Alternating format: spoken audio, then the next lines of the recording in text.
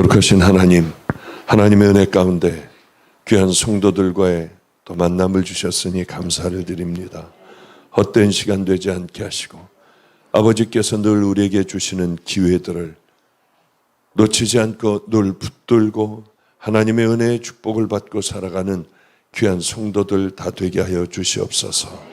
하나님, 이 시간에 우리가 얼마나 죄인인가를 깨닫고 십자가 붙들고 정결한 예수 그리스도의 신부가 될 때 오늘도 치유와 회복의 은혜가 있는 줄로 압니다. 하나님, 꼭 이 땅에 육신으로 고통받는 자녀들, 오늘도 예수님 피 흘리시는 고난의 손으로 하나님 깊게 만져주시사 회복되는 은혜가 임하게 하여 주시옵소서. 또한 마음의 고통도 얼마나 힘든 것인지요.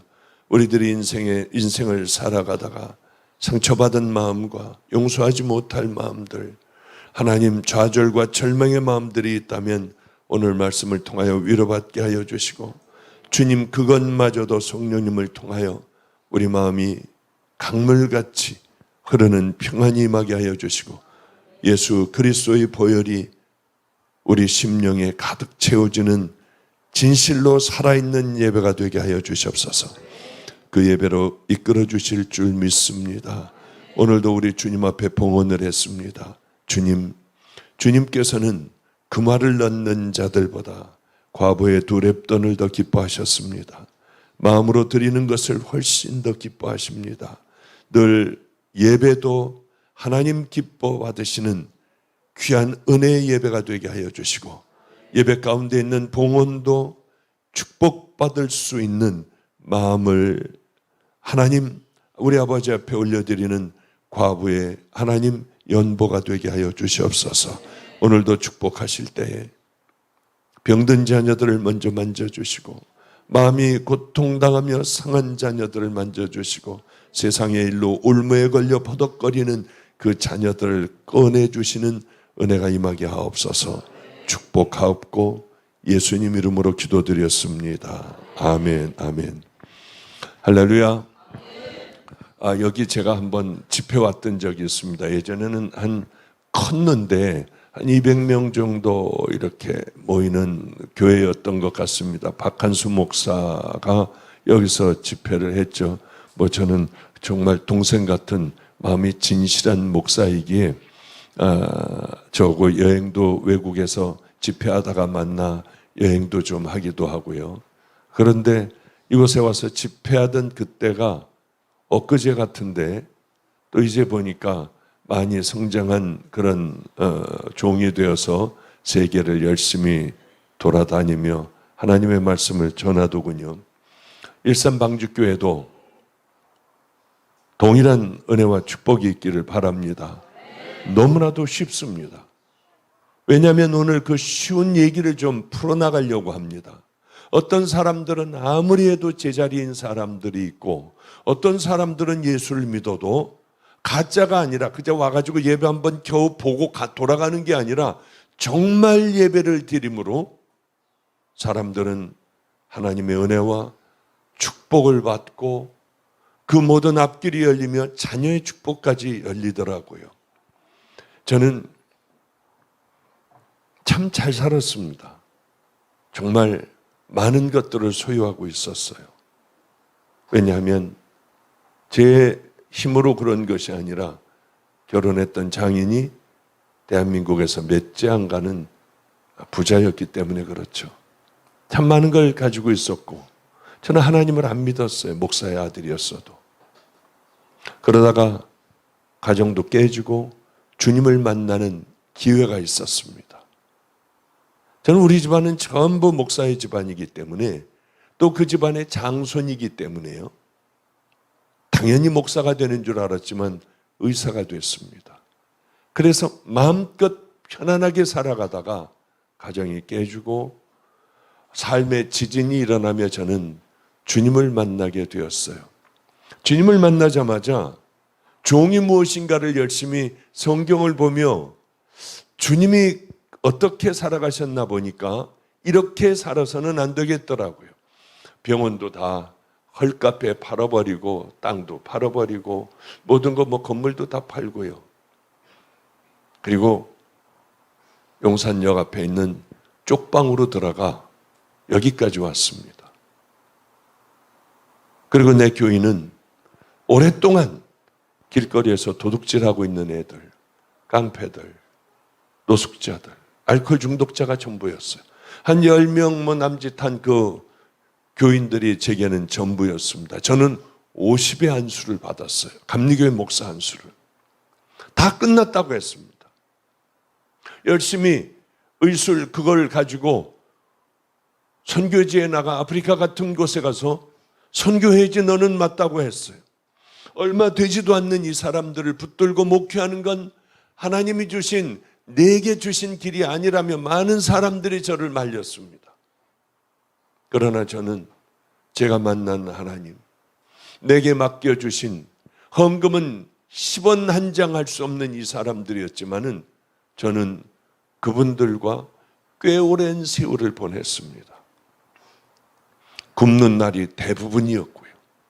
빼짝 말라 있었어요. 먹을 게 없으니까. 이런 삶을 살아보지도 못했습니다. 주님 만나면 축복의 길이 열리고 배로가 열려야 할 텐데 저는 주님 말씀대로 살아보겠다고 하고 결단을 하고 살아가는데 먹을 게 없더라고요. 몸에 병이 들었더라고요. 저는 노숙자하고 살았기 때문에 제 몸에서도 버스를 타면 저 아저씨 냄새가 나 하고 학생애들이 저를 피해갔어요. 그러면 어떻습니까? 전 주님을 만났는데요. 여러분이 만났다고 하는 주님은 어떻게 만났는지 전 알지 못해요. 교회 왔다 갔다 하는 것이 주님 만났다. 천만에요. 그래서 천국을 가면 얼마나 좋습니까? 천국은 예수님을 만나 죄를 버려야만 갈 수 있는 곳, 죄를 혐오해야만 갈 수 있는 곳. 그것은 누구만 아시냐? 하나님 편에서 여러분들에게 천국 가고 지옥 가는 그 모든 결정은 우리들의 삶과 속사람, 정말 주님을 만난 날을 통하여 여러분들의 구원은 결정이 됩니다. 목사가 얘기하는 것 절대로 아니에요. 여러분들이 감으로 느끼는 것 절대로 아니에요. 여러분들은 혼자 있을 때라도 죄를 버려야 하고 더러운 죄들을 붙들고 있으며 젊은이들이라고 하면 음란한 더러운 것들을 밤마다 보며 내가 하나님의 자녀라고 하고 교회 나오기만 하면 키보드 치고 드럼을 치고 찬양을 한다고 하여 여러분들이 천국 가는 게 아니라고 하는 거죠. 천국은 주님으로부터 있습니다. 그것을 정말 믿어야 하는데 여러분 마음으로 믿고 입으로 시인하면 천국 갑니다. 정말 그럴까요? 그때는 도미티안 황제, 네로 황제, 그때 정말 마음으로 믿으면 나는 예수 믿는다고 입으로 얘기할 수 있었어야 했어요. 그땐 그러면 죽음이었습니다. 바로 그때의 말씀을 가지고 이 시대에 구원받았다고 떠드는 자들이 얼마나 많은지요. 수도 없는 많은 사람들이 하나님의 법대로 하면 지옥 갈 겁니다. 예수님은 우리에게 이렇게 얘기하셨어요. 눈이 범죄하면 뽑아버려. 손이 범죄하면 다 찍어버려. 죄 가운데 있지 마. 그리고 차라리 눈이 없고 손이 없는 채로 너희들 천국 가는 게 나아. 천국은 가만히 있어 가는 게 아니야. 천국은 침노하며 그 나라를 향하여 달려가는 자들만이 얻을 수가 있어. 나더러 주여 주여 한다고 해서 너희들이 가는 줄 아니? 아니야. 하나님의 말씀대로 순종하며 그 길을 걸어가야만, 좁은 길을 끝까지 걸어가야만 너희들은 구원받을 수 있어. 이런 얘기를 하니 혹이 어떤 사람이 길을 가다가 예수님이 가시니 물어봤어. 여쭙습니다. 주여, 구원을 얻을 자의 수가 그러면 적습니까? 누가복음 13장 23절에 어떤 사람이 물어봤어요. 그러니 주님이 뭐라고 대답하셨냐면 좁은 문으로 들어가기를 힘쓰라. 들어가기를 너희들이 구하여도 얻는 자가 적으리라. 맞습니다. 구원은 하나님 편에서, 예수님 편에서 여러분들이 구원받을 만한 믿음, 하나님께서 정해놓으신 그 길로 걸어간다면 여러분은 맞습니다. 구원받아요. 이 안에 미움, 시기, 질투, 열등감, 분노, 상처, 거짓, 위선들, 악하고 더러운 죄들을 끌어안고 있으며 나는 이렇게 예배를 드리니 천국 갈 거야. 어림도 없는 소리입니다. 요즘에는 왜 이렇게 거짓 복음들이 판을 치는지 몰라요. 예수님, 구약 시대에도 모든 절기를 우리가 예배를 드리듯이 다 절기를 지켰어요. 이스라엘 사람들은 하나님의 성전을 깨끗하게 치워놨습니다. 그리고는 돈이 있는 사람들은 소를 가지고 오고, 그보다 좀 못한 사람들은 양과 염소를 가지고 오고, 과부들이나 가난한 자들은 비둘기를 가져오고, 그렇지 않으면 고운 가루를 가지고 왔습니다. 곡식 가루를요. 그리고 하나님 앞에 그대로 제사를 드렸어요. 자, 하나님께서 뭐라고 하셨습니까?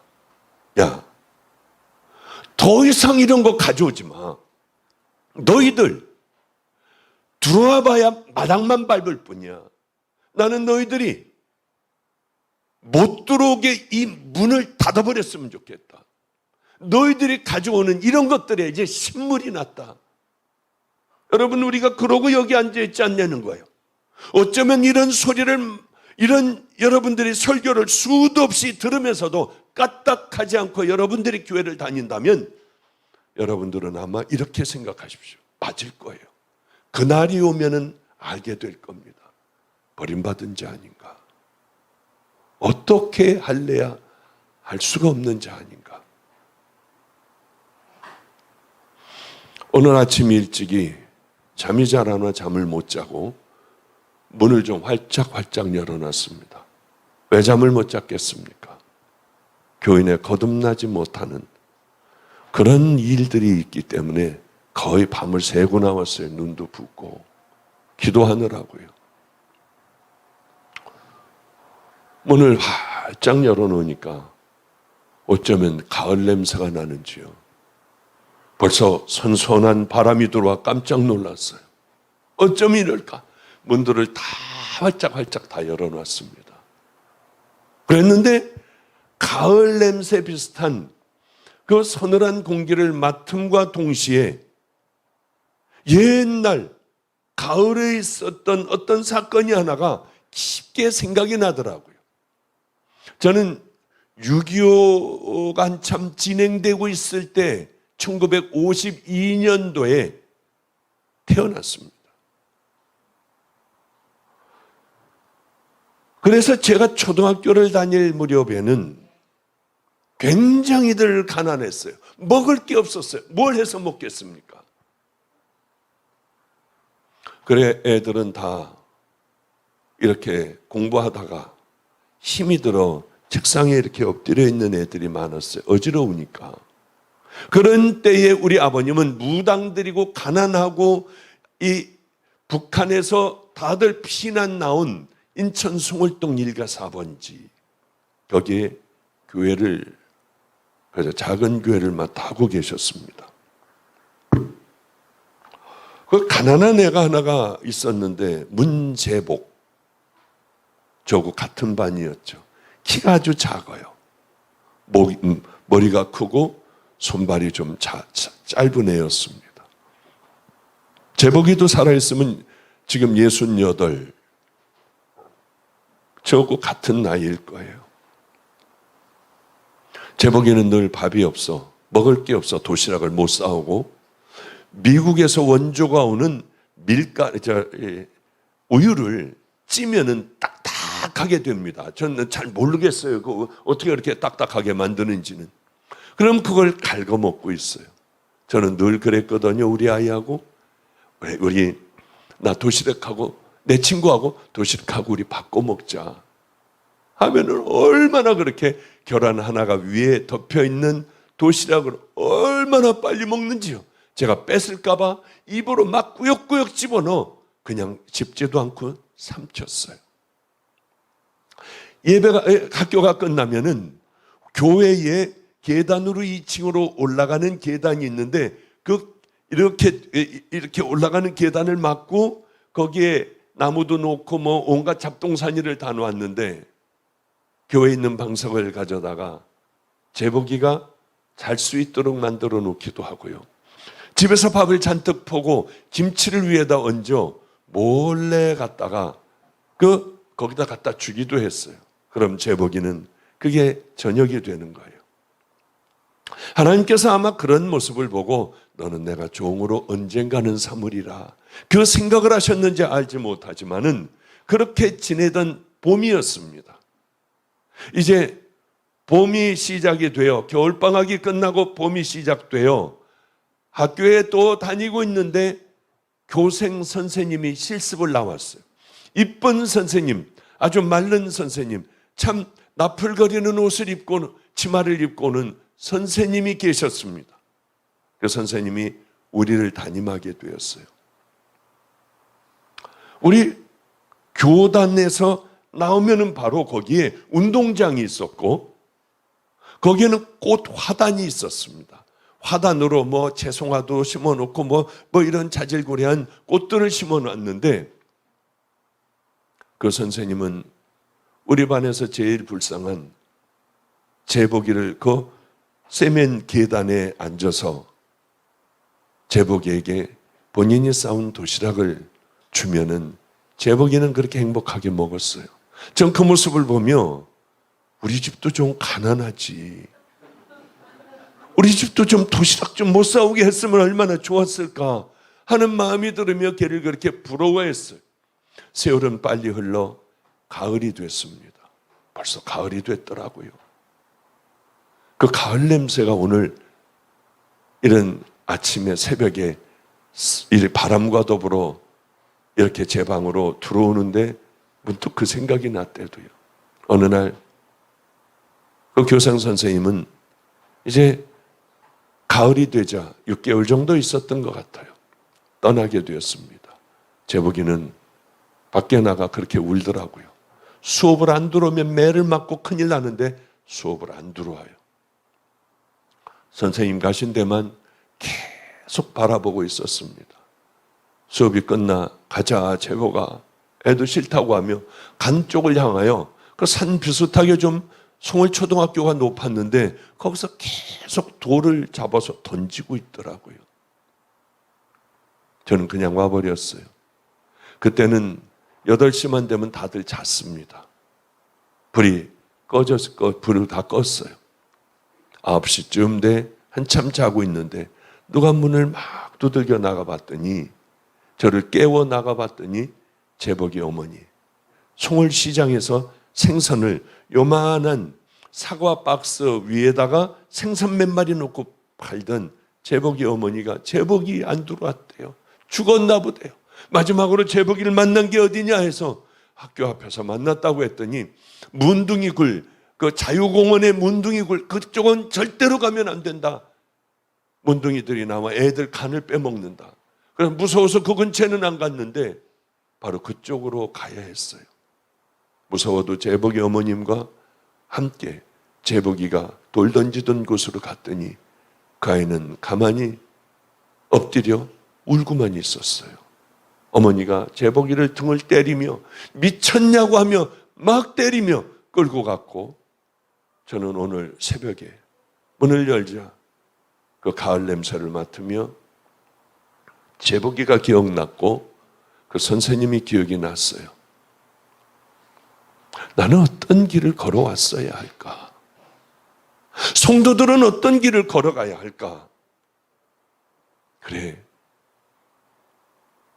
제복이 지금 68이 됐을 텐데 그 옆에 있었던 나도 지금도 잊어버리지 않고 그때 그 기억이 그대로 살아나는 그 선생님은 아이들에게 엄청난 영향을 미치는 선생님의 일생이 되었겠구나 그런 생각을 했습니다.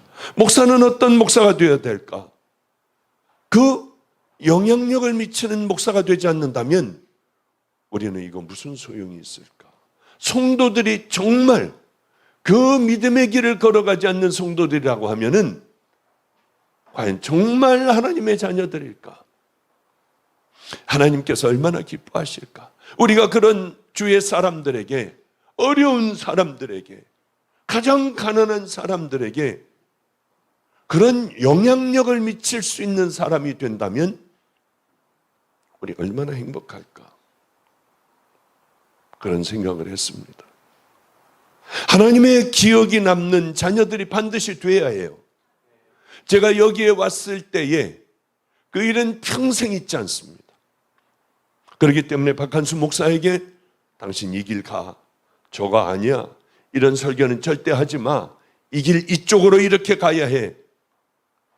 왜 그런 얘기를 자꾸 가야 할 길을 가르쳐주며 그래 그거 하면 안 돼, 이 길이야, 그 얘기를 왜 자꾸 만나면 해주냐면은 다른 이유 아니에요. 제가 여기 집회 왔습니다. 그때는 구조가 이렇지가 않고 저 더 넓었던 것 같아요. 의자도 더 많았던 것 같고요. 한 200명 정도 교인들이 모였던 것 같습니다. 그런데 제가 그때 막 나눔의 사람들을 하고 있었어요. 가장 가난한 사람들을 우리 돌보자, 이걸로 아프리카에 못 먹는 애들, 죽어가는 애들 위하여 우리가 이렇게 좀 돕자 하는 그 일들을 하려고 내가 집회를 갈 텐데 그럼 이거 뒤에다 좀 놔줄 수 있느냐? 그랬더니 뭐라고 하냐면, 그러지 마세요 목사님, 우리 전교인 다 들게 할게요. 말도 안 됐어요. 그런데 이제 집회가 다 끝났는데 이분이 저 뒤에서 이만큼을 갖고 오더니 교인들에게 지금 다 나누래요. 한 장씩 다 나눠주더라고요. 여러분 빨리 계좌번호하고 이거 해서 빨리 뜯어가지고 내래요. 여러 명이 못 내고 있으니까 당신 왜 안 내? 저 계좌번호를 안 갖고 왔고 몰라요, 잊어버려. 내일 다음 주에 반드시 가져와라. 가져와라. 그러고 이만큼을 거둬주는데 마음이 얼마나 기쁘겠냐고요. 그러면서 뭐라고 하느냐면, 나머지는 바로 걷어가지고 100%가 될 때 가져가겠습니다. 한 2주 만에 목요철야에 집회를 끝내고 나오는데 거기 앉아있더라고요. 집회에. 그러더니 와가지고 나머지 못 갖고 온 이만큼 그걸 다 저에게 주며 목사님 다 걷어왔습니다 하는데 어떻겠어요? 저는 이걸 빨리 세우려고 하는 간절한 마음을 가졌는데 어떤 마음이겠냐고요. 기억을 하게 돼요. 당신이 필요할 때, 나를 필요할 때 언제든지 나를 불러라. 내가 이 은혜는 언젠가는 갚겠다. 그리고 주님 앞에도 언젠가는 이 은혜를 갚게 해달라고 했습니다. 요즘 참 재밌어요. 얼마 전에 미국을 갔는데 미국에서 같이 집회하고 또 한 번씩 집회를 하고요. 캐나다 가가지고 같이 또 며칠간 묵으면서 집회도 한 열흘 동안 묵으면서 저하고 같이 제가 가끔가다 우리 미국에 있는 누님과 함께 쉬러 가는 핑거레이크라는 데 가서 또 그 사모하고 함께 오랫동안 한 일주일 이상 같이 있으며 주님의 말씀도 나누고 예배도 드리며 그렇게 지냈던 기억이 있어요.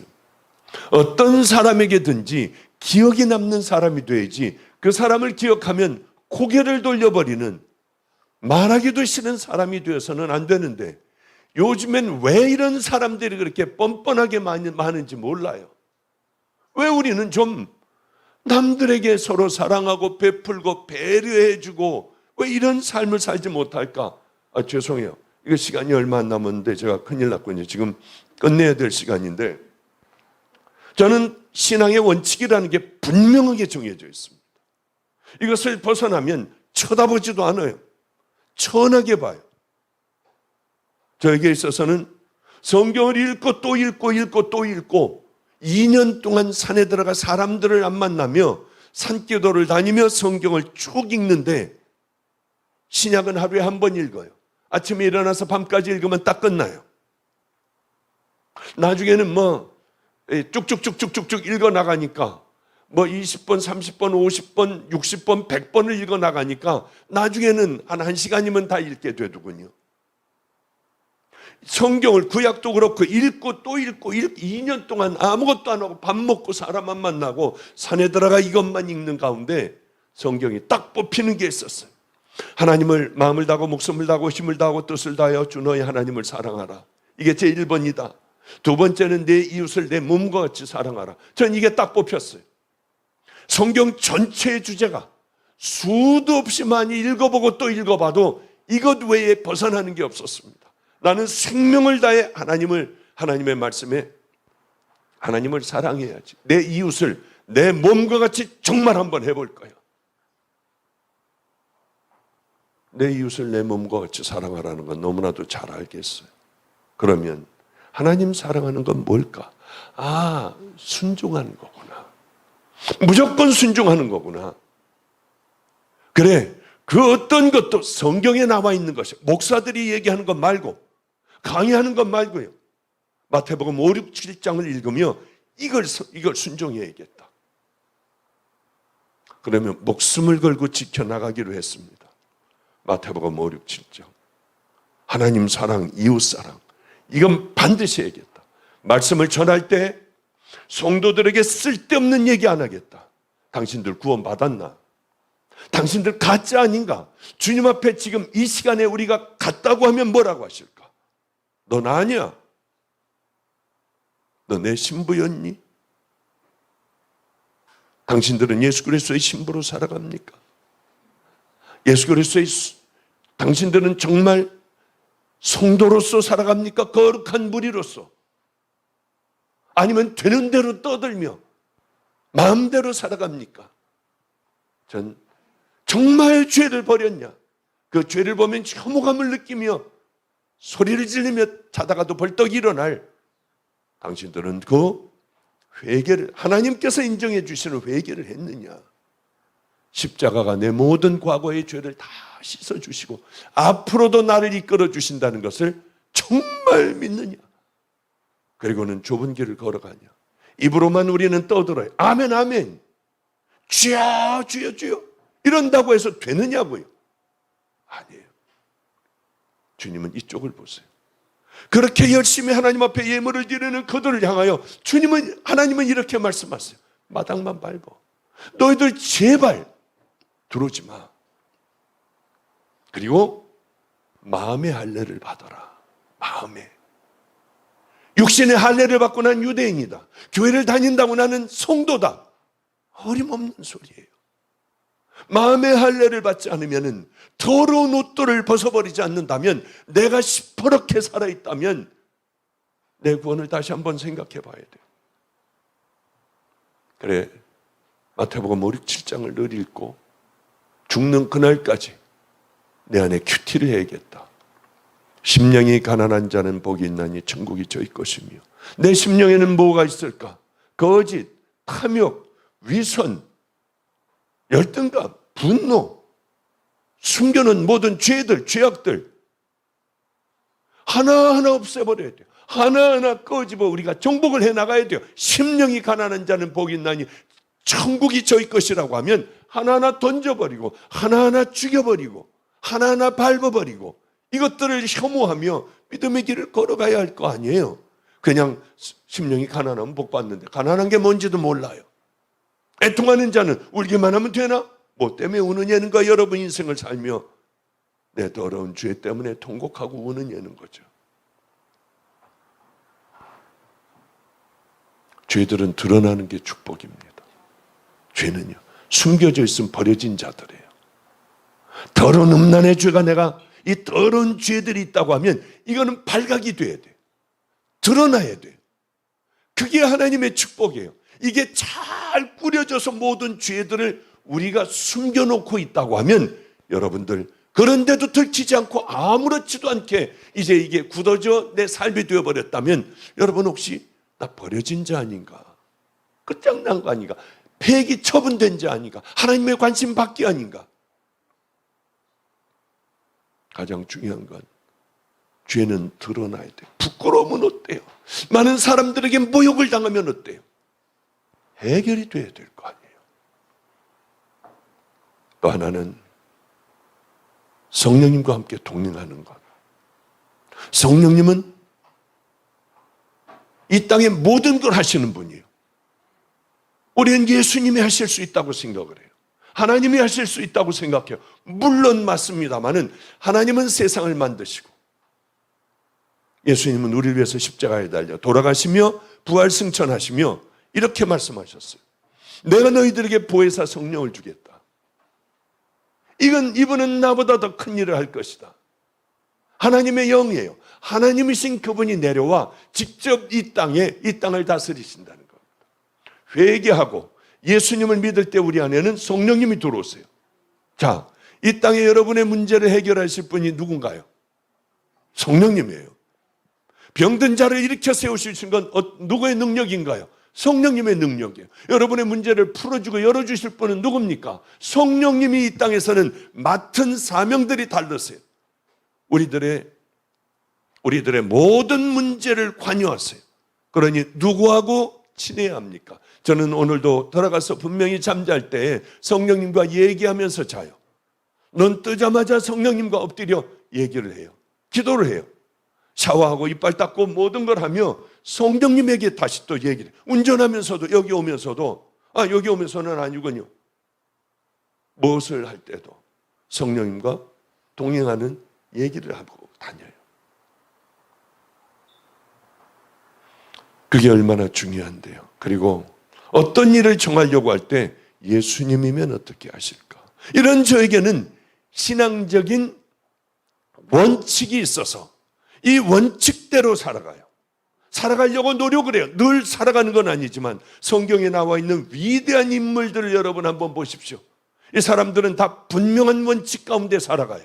그리고 그 일들을 만났을 때 대충 비비고 사는 게 아니라 분명하게 취할 건 취하고 버려야 할 건 버리고 큰 손해가 난다 해도 이들은 원칙대로 살아가는 훈련이 되어 있는 자녀들이었습니다. 이게 훈련이 되어 있지 않으면은 이게 죄악이라도 당장에 달콤하면 붙잡고 늘어져 버려요. 거짓된 삶을 살아가요. 오늘 보면 다윗이 철저한 신앙의 원칙이 있었습니다. 많은 기도하는 사람이었어요. 오늘 보면 기도했어요. 어려운 환난 당하면 사람들 다 불평 원망하고 난리 법석들을 펴요. 이때 바로 주님께서 우리를 가만히 보세요. 너는 고난 가운데 어떻게 하고 있니? 매를 맞아요. 너 매 맞을 때 어떻게 하고 있니? 병들어 죽어가요. 죽어갈 때 네 마음은 뭐니? 비관하고 절망하고 비판하고 불평하고 이런 사람들이 대부분이더라고요. 정말 하나님을 신뢰할까? 전심으로 기도하고 의지하는 사람은 많지가 않아요. 제가 마갈다락방 집회 때도 얘기했습니다. 안과 의사가 그렇게 선교를 다니며 장님들을 눈을 뜨게 해줬어요. 암에 걸렸습니다. 제가 얼마나 사랑했겠어요. 늘 품고 기도하는데 그 용사를 왜 죽게 했는지. 소원이 저와 함께 아프리카에 가서 수도 없는 많은 아프리카의 장님들을 눈을 뜨게 하고 복음을 전해 구원시키는 게 소원이었어요. 얼마나 기도했겠습니까? 그런데 마지막이 됐습니다. 말을 못했어요.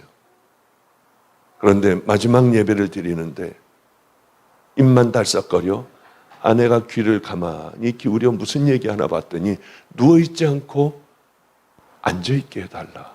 그래서 침대를 세워 앉아있게 했습니다. 그 다음에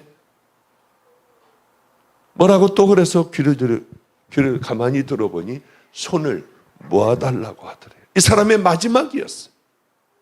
그것마저도 아무것도 할 수 없는 사람이에요.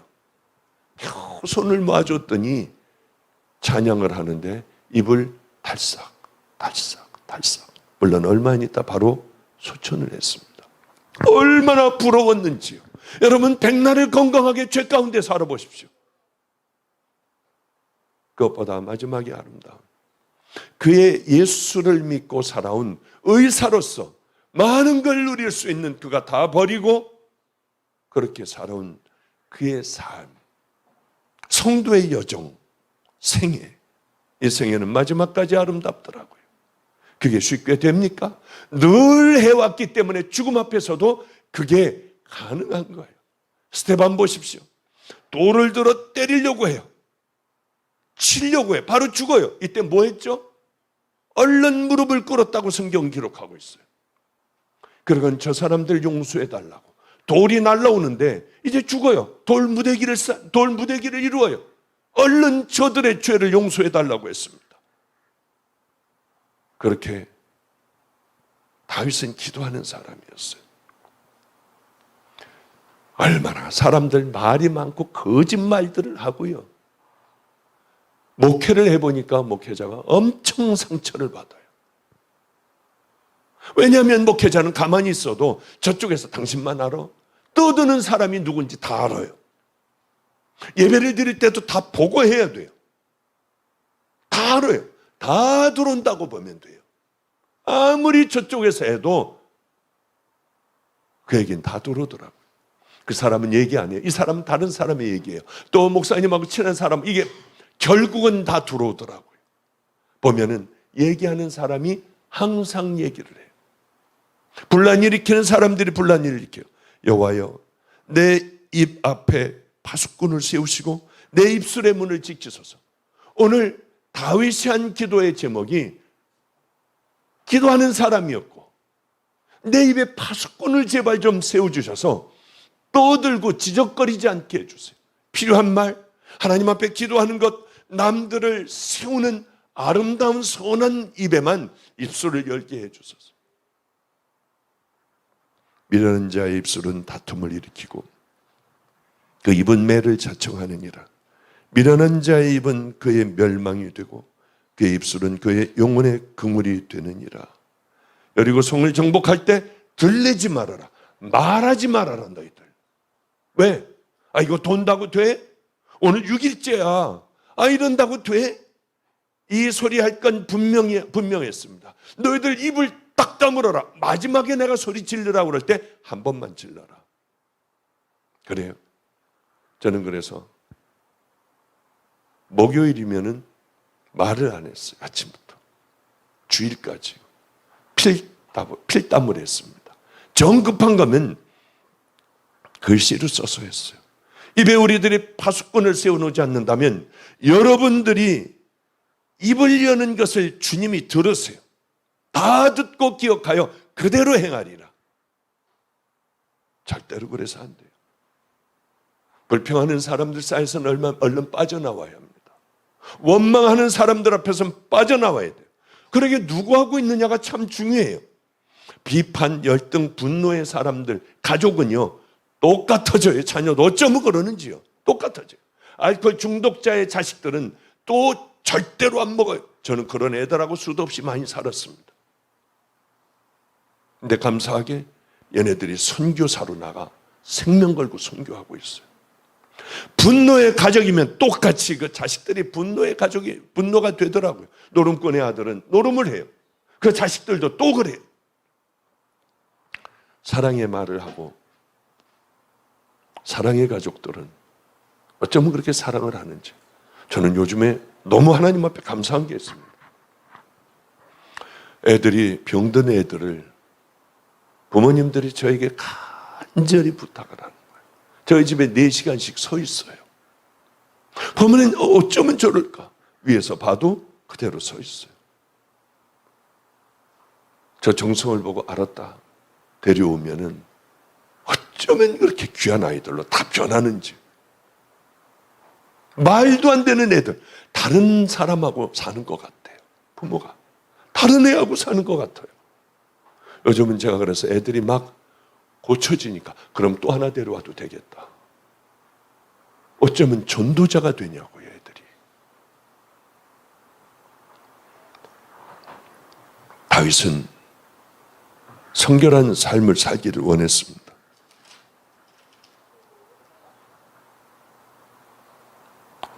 내 마음이 악한 일에 기울어 죄악을 행하는 자들과 함께 악을 행하지 말게 하시고 그들의 진수성찬을 먹지 않게 하소서.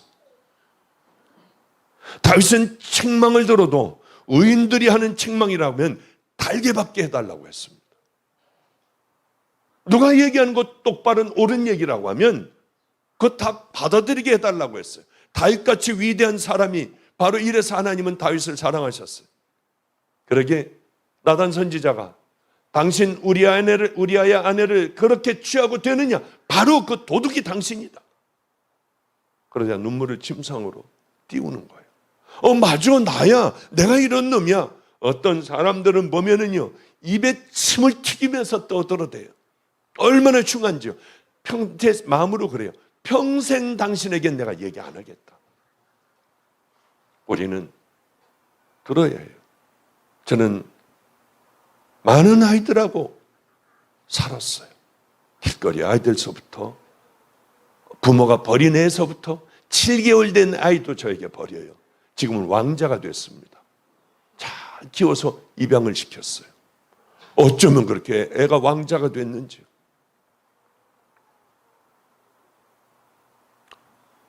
수많은 아이들하고 함께 살았어요.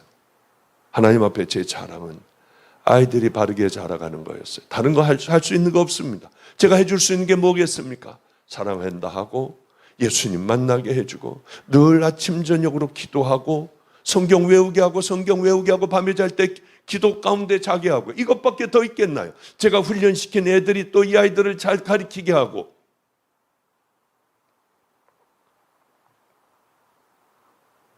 그런데 많은 사람들이 어떤 사람이요? 제가 집회를 가서 설교하는데 당신 애들 팔아먹고 그러고 살지 말래요. 제가 얼마나 마음이 아팠겠습니까? 용서가 안 되는 거예요. 그런데 밤에 기도하며 깨닫게 됐어요. 그래, 얼마든지 내가 애들 팔아먹으며 설교거리로 삼아 팔아먹을 수도 있겠구나 깨닫고 깊이 그 부분들이 있었던 그런 것들이 있으면 회개해달라고 했어요. 처음에는 화가 났지만은 제 가장 큰 모욕이었지만은 그게 저에게는 귀한 몽학 선생이 됐어요. 사람들이 하는 얘기 잘 듣고 그것을 내 것으로 받아들이면 세월이 흐르면 흐를수록 귀하고 아름다운 믿음의 사람들이 되지 않겠습니까? 그리고 마지막으로 나는 세상과 절대로 타협하지 않겠다. 이게 얼마나 중요합니까? 사람들은 쉽게 붙어버려요. 교회 안에도 세상 것들이 들어와 비빔밥이 되어버렸어요. 비빔밥이요. 철저하게 막아버리면 나머지는 주님이 하십니다. 우리 2주 전에 교회를 개척을 하나 했습니다. 우리 같이 살던 애들에게 교회를 개척 하나 해줬어요. 첫날 1470명이 왔더라고요. 개척 첫날. 둘째 날 한 1300명 정도 왔어요. 이번이 이제 세 번째 주일입니다. 필그림교회도 한 3개월 됐습니다. 저쪽도요. 그것도 한 1200명 돼요. 청년들이 한 400여 명 돼요. 400명.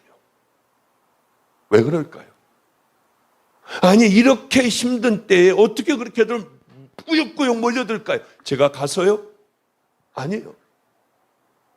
저 2번 갔어요. 저쪽은 1년에 한 3번 가면 많이 가요. 1년에. 왜냐하면 더러운 세상 것 못 오게 해요. 개척한 필그림도 마찬가지 똑같습니다. 개척한 처음 날 은혜스러웠어요. 2번째 주일 바로 전주일에 은혜가 떨어지더라고요. 오늘 명령을 했습니다. 모든 전 교육자는 강대상에 올라와 예배드리기 10분 전까지 생명을 다해 기도해라. 다시 회복해야 된다. 그래요. 왜냐하면 우리는 구별되게 가려고 목숨을 담임 목사들 뭐 하는가 한번 가만히 보십시오. 지금 마가이 다락방 집회 중이에요. 얘네들 주방 가서 고무원 입고 일해요. 담임 목사가. 그리고 다들 주차가 제일 힘듭니다. 이 떼약볕에 뛰어다니는 주차. 그런 거 안 하면 안 돼요. 내가 담임 목사라고 있으면 안 돼요. 우리 스스로가 우리를 바라보며 마음껏 쓰실 수 있는 제목으로 만들지 않는다면 평생 우리는 하나님의 자녀로서 살아가지 못해요. 죽는 그날도 마찬가지로 그런 자녀들이 돼 있을 겁니다. 자, 이제 끝내도록 하겠습니다. 늦었습니다. 저 2시에 부천 가서 설교를 또 해야 돼요. 개척교회예요. 기도해야 됩니다. 기도 생활 습관이 되도록 해야 돼요. 습관이 되니까 전 무릎에 물이 이렇게 철렁철렁 차가지고 소스라치게 아픈데도 무릎 꿇게 되더라고요. 안 돼가지고 주사기 사오라고 그래서 물 다 빼버렸어요, 제가.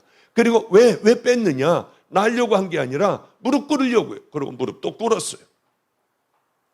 물이 한 40일 정도 물이 차더라고요. 탄력붕대로 묶어놓고서 그 다음에 기도를 했어요. 그러다 기도하다 잠들었는데 다리 썩는 줄 알았습니다. 이렇게 부었더라고요. 물집까지 생기고. 그래도 무릎 꿇고 기도했어요. 이제는 안 돼요, 무릎 꿇는 게. 요즘은 가끔 중요한 기도, 성도들의 어떤 기도를 할 때 무릎을 꿇어서 그런지 이제는 다 무릎이 다 까져버렸더라고요. 안 하다가 하니까. 왜 그렇게 수없이 많은 세월들을 무릎을 꿇었느냐? 습관이 됐어요. 그렇게 되면 물이 차도 무릎을 꿇게 되더라고요. 물이 차도요. 우리 방주교회 첫 개척교회를 제가 해주는데 오라고 그랬어요. 방주교회에서 1번으로 제가 와가지고 첫 번 개척교회를 해줬으니까. 그리고 제가 집회를 다니며 개척을 하게 했으니까요. 다른 거 안 해서 부부 데려다가 저는 의자에 앉아 있으면 양말 벗어서 가만히 말도 안 하고 제 발을 이렇게 내밀었습니다. 두 부부가 통곡을 하더라고요. 통곡을. 목사님, 꼭 이렇게 저 목회할 거예요. 우리는 기도하는 사람들 돼야 돼요. 기도하지 않으면 가짜들이에요. 나를 바라보게 해달라고 해요. 우리는 입술에 파수꾼 붙여서 쓸데없는 얘기들 지저거리지 말고 정말 남들을 격려하는 말, 사랑하는 말, 하나님 찬양하는 말, 영광 돌리는 말이요. 마음과 우리들의 삶은 언제나 성결한 성도들의 삶이 되어야 돼요. 정결한 삶이 되어야 돼요. 마지막으로 어떤 고난, 나를 공격하는 얘기를 듣고도 그 안에서 내가 꼭 필요한 말들을 가슴에 담고 살아가시면 여러분들은 세월이 흐르면서 그리스도의 향기가 날리고 주님의 은혜와 축복 가운데 살아가는 귀한 자녀가 될 줄로 믿습니다. 기도하겠습니다.